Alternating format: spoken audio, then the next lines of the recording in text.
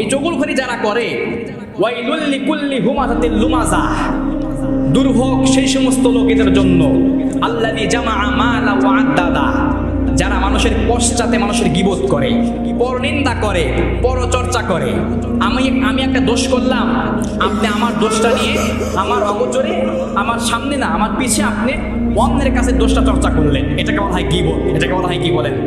এজন্য মানুষের পিছনে গিয়ে তার সম্পর্কে কথা বলা যাবে না, এটা খুব বড় গুনাহ, জঘন্যতম গুনাহ।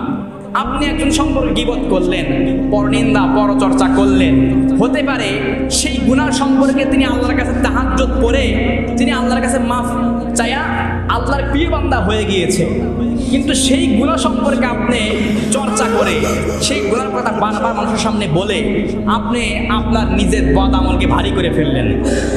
হতে পারে সেই গুনার কারণে মাফ চায়া সে আল্লাহর প্রিয় বান্দা, আর আপনি সেই গুনার কারণে সেই গুনার কথা গীবত করে আপনি হয়ে গেলেন আল্লাহর একজন নিকৃষ্ট বান্দা। নাউজুবিল্লাহ পড়েন।